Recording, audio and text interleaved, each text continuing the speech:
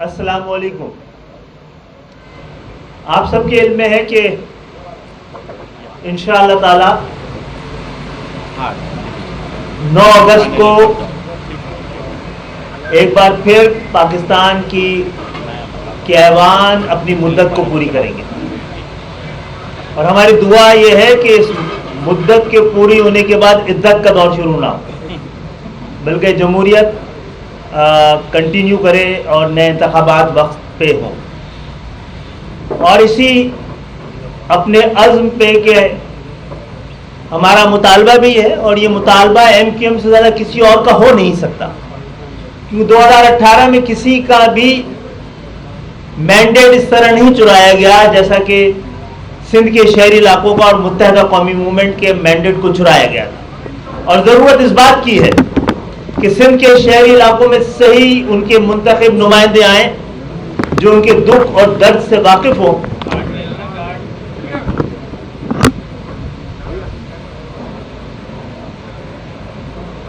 اسی لیے ہم نے آج اپنی انتخابی مہم کا آغاز اپنے مرکزی الیکشن آفس سے کر رہے ہیں. اس آفس کے ساتھ ساتھ آنے والے چند دنوں میں کراچی کے ہر وارڈ میں ہمارے انتخابی دفاتر کھلنا شروع ہو جائیں گے. میں آپ کے ذریعے پاکستان بھر، خصوصاً سندھ اور خاص طور پر سندھ کے شہری علاقوں کے لوگوں، ان کی استقامت پر، صبر پر، استقلال پر ان کو ہم خراج تحسین پیش کرتے ہیں کہ جو کچھ ان کے ساتھ گزشتہ 50 سال میں، خاص طور پر 15 سالوں میں اور گزرے ہوئے 5 سالوں میں جو کچھ ان کے ساتھ ہوا ہے، جس طرح ان کے ساتھ ان کے حقوق کو سلب کرنے، ان کے اختیار کو غصب کرنے کا جس طرح کے اقدامات ہوئے، انہوں نے پاکستان کی سلامتی، جمہوریت کے قیام کے لیے صبر کیا ہے، حوصلہ رکھا ہے. تو انشاءاللہ مجھے امید ہے کہ پاکستان اب اس بات کو افورڈ نہیں کر سکتا کہ مصنوعی الیکشن ہو، مصنوعی مردم شماری ہو، مصنوعی ووٹر لسٹ ہو، جعلی حلقہ بندیاں ہوں. پاکستان 2 نمبر جمہوریت کا متحمل نہیں ہو سکتا ہے. پاکستان کو شراکتی، شمولیتی، عوامی، اصلی، حقیقی جمہوریت کی ضرورت ہے.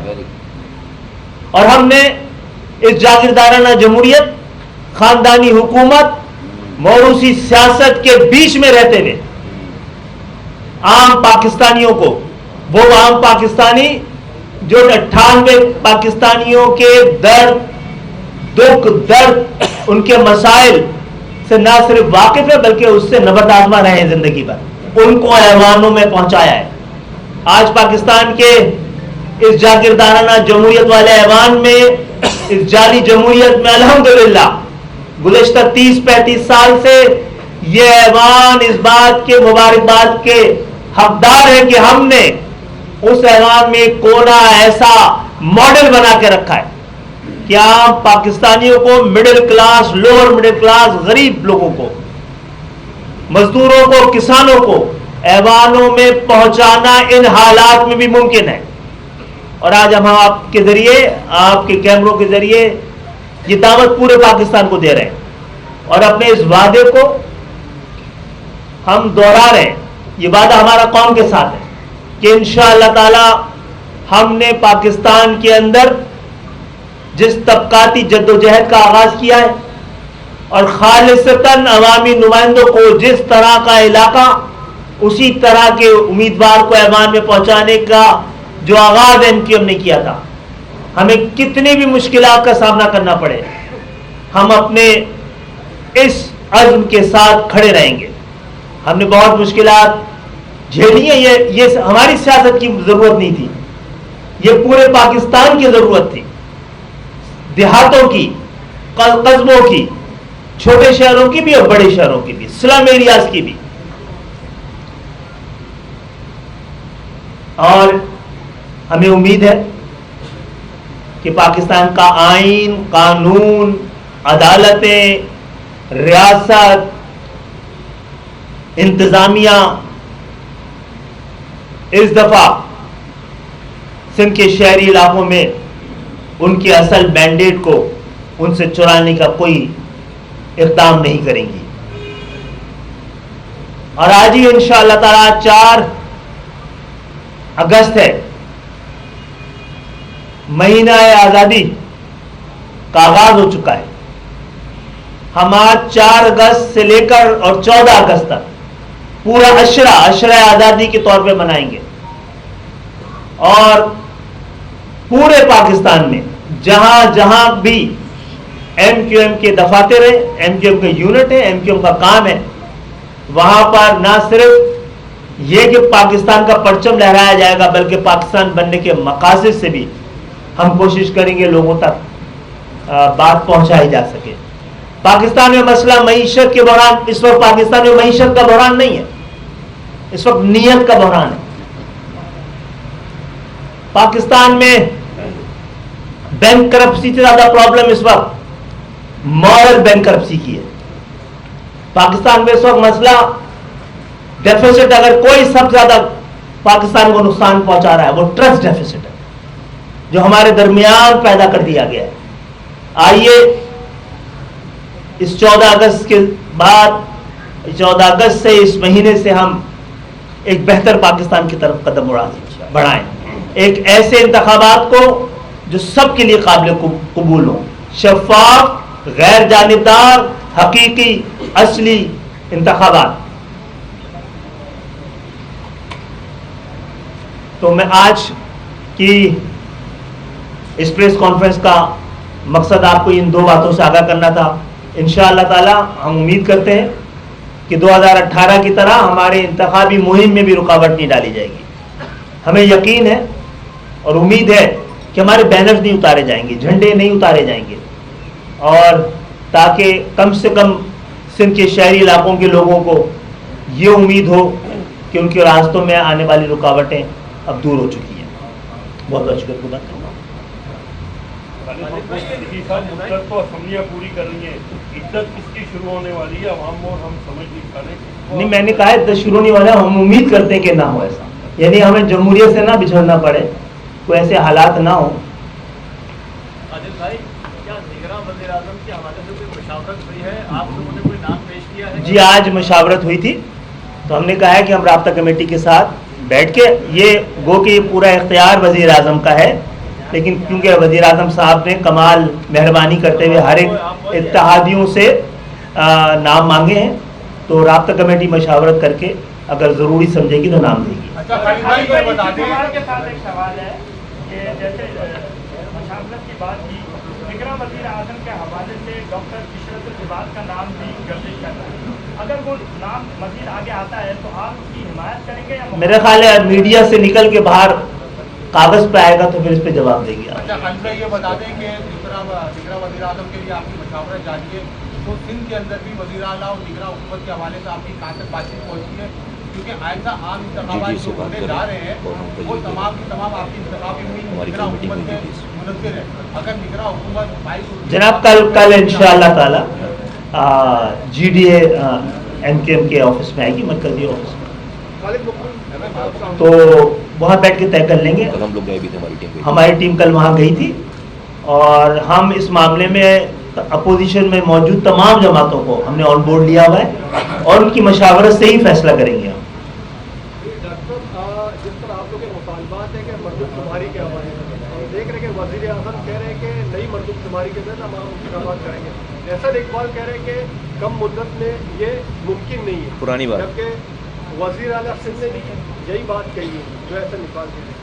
تو اگر پرانے مردم شماری کے تحت جو آپ کے تاثرات دور نہیں کیے تو ایم کیو ایم کا لائے عمل کیا ہوگا؟ کیا آپ انتخابات میں جائیں گے؟ ایم کیو ایم کا مطالبہ تو یہ ہے کہ کسی کو بھی رائے حق دہی سے محروم نہ رکھا جا سکے، باقی جمہوریت کو جو سوٹ کرتا ہے وہی کیا جائے.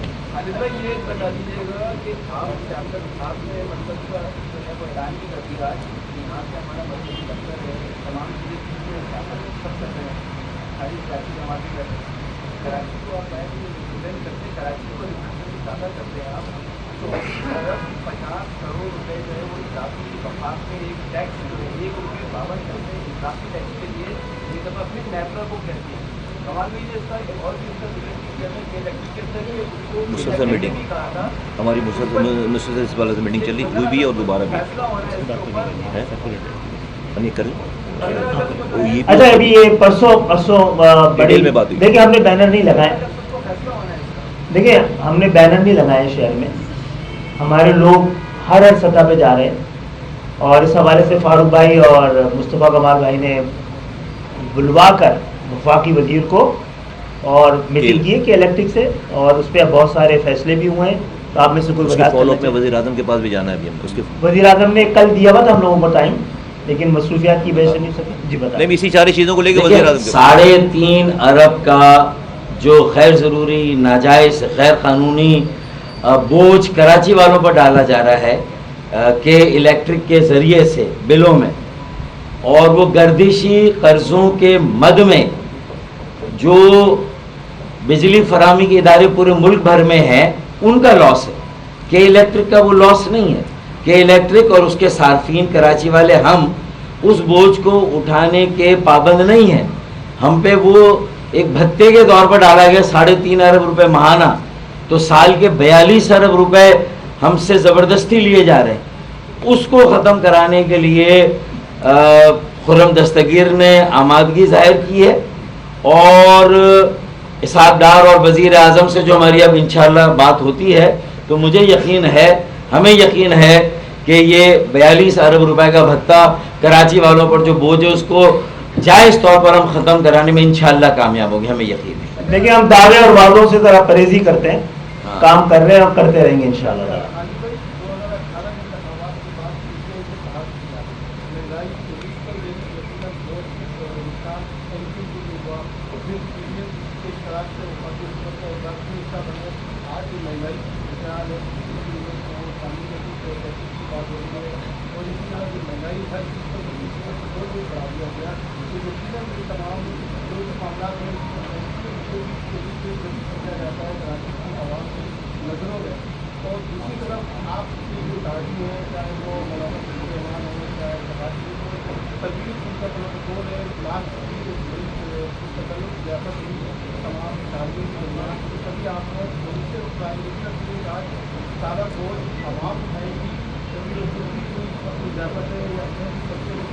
अच्छा, हमारा प्रोटोकॉल तो अब सबका बड़ा छोटा छोटा सा है ना, हम अपने हिस्से का काम कर रहे हैं और प्रोटोकॉल है ही नहीं, बल्कि तो जो मजबूरी में एक गनमैन रखना पड़ रहा है ना वो रख रहे हैं।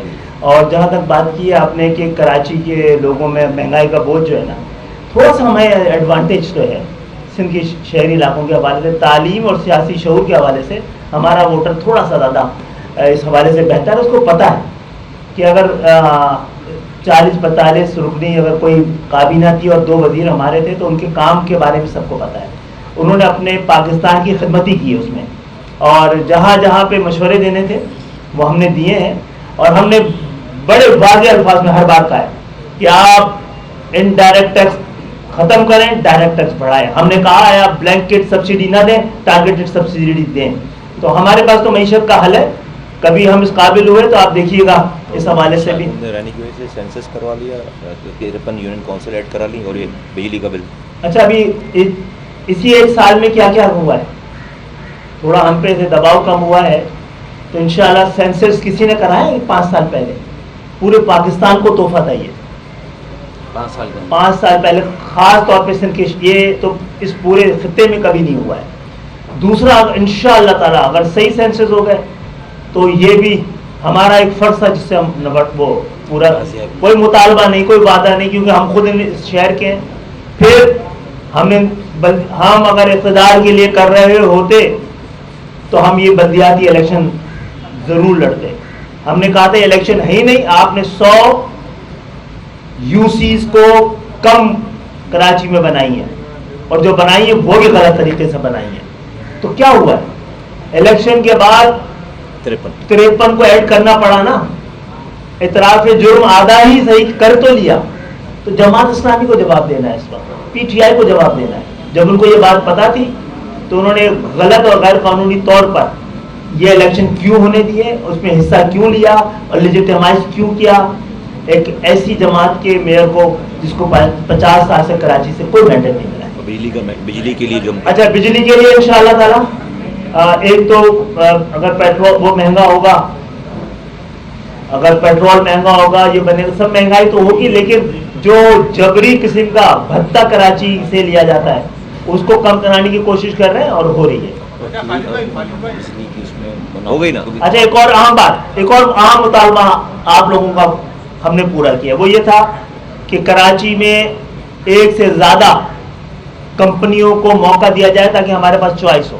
इस दफा जो उनको लाइसेंस मिला है वो मोनोपोली वाला नहीं है, नॉन अगर एक्सक्लूसिव। मिलेगा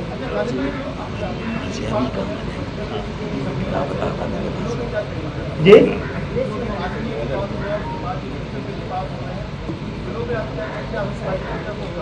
लंबी कहानी है, तो बहुत लंबी कहानी है। ये इस पे अलग बात करेंगे।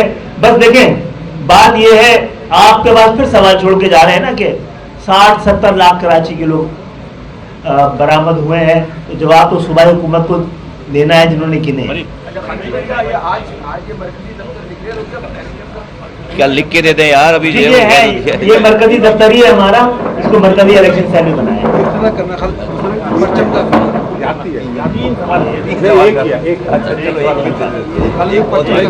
चाह रहा हूँ कि 2018 में जब आप इलेक्शन लेते थे, एक बड़ी कमजोर थी